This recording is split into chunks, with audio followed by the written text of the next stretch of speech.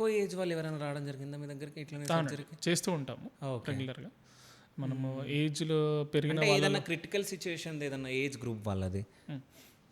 అంటే ఏజ్ పెరుగుతున్న కొద్దిగా ఏమవుతుందంటే ఒకటి గూని సమస్యలు రావచ్చు, లేకపోతే వెన్నుముక్క వంకర సమస్యలు కూడా రావచ్చు. వీళ్ళల్లో ఏమవుతుందంటే ఇప్పుడు మీరు నేను యంగ్, నాకు డయాబెటీస్ లేదు, బీపీ లేదు, థైరాయిడ్ సమస్యలు లేవు, ఎప్పుడు హార్ట్ అటాక్ లాంటిది రాలేదు. కానీ పెద్దగా అవుతున్న కొద్దిగా ఏమవుతుందంటే చాలామందికి షుగర్ వ్యాధి, బీపీ, గుండె ఎంతవరకు బాగుందో తెలియదు, ఆ సర్జికల్ స్ట్రెస్ తట్టుకుంటుందో లేదో తెలియదు. సో మనం మెయిన్ స్పైన్ కంటే కూడా ఈ సమస్యలపైన ఎక్కువ ఫోకస్ చేయాల్సి వస్తుంది.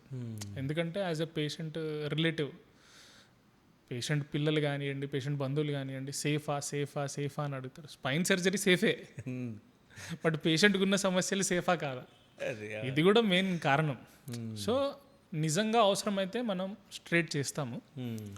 లేదు పేషెంట్కి సమస్యలు ఎక్కువ ఉన్నాయి, అనెస్థీషియా ఎక్కువ ఇవ్వడం ప్రాబ్లం అవుతుంది, లేకపోతే ఎక్కువ సర్జరీ చేయడం వల్ల పేషెంట్ తట్టుకుంటాడో లేదో అనుకున్నప్పుడు మాత్రం చిన్న సర్జరీస్ చేసేసి పేషెంట్కి ఆ మూమెంట్కి మనం పేషెంట్ పెయిన్ రిలీఫ్ చేయగలిగితే చాలా అనుకుని కూడా వచ్చే రోజులు కూడా ఉన్నాయి.